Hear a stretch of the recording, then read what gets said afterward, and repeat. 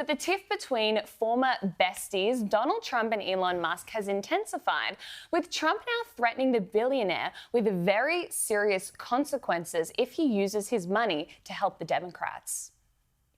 A good way to save money would be to cancel some of Musk's contracts. How seriously are you considering that? We'll take a look at everything. I look at everything. He's got a lot of money. He gets a lot of subsidy. So we'll take a look at that. Yep, this relationship has blown up quicker than a SpaceX test rocket, and that's fine. People fall out all the time. But what's incredible about this spat is we now have a sitting president openly threatening a private citizen over what is effectively a personal disagreement over policy. I mean, it does make me think you have two billionaires, two men with massive egos and both with their own very divergent priorities. Elon Musk's from the beginning was all about cutting the deficit, whereas Trump, he's a pragmatist at heart. He's all about making a deal. So was it inevitable that they were heading for this massive blow-up?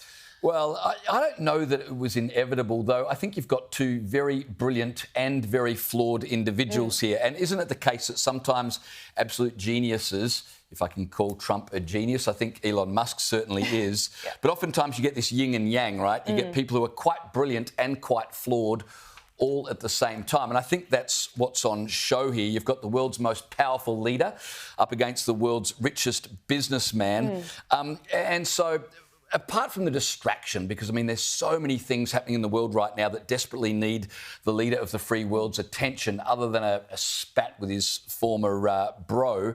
But the other problem here, I think, is Trump debasing the office of the president, regardless of whether you love Trump or don't love Trump. For Trump to say there will be consequences, and he didn't elaborate on what those were, though he did say at one point that cutting some of Elon Musk's contracts with the government would actually save the government money. That would be a veiled threat. I think that is beneath the office of the president. You can't use the White House to get even with people who disagree with you, and that's a problem. You're right, James, but these were the ethical concerns at the heart of the whole administration, the ongoing tension between Elon Musk's commercial interests in electrical vehicle tax credits, in the NASA contracts he has through SpaceX, with cutting government waste with the broader Trump administration. There was always that really awkward tension. And so, I mean, it is bad for the president to threaten a private citizen in this way.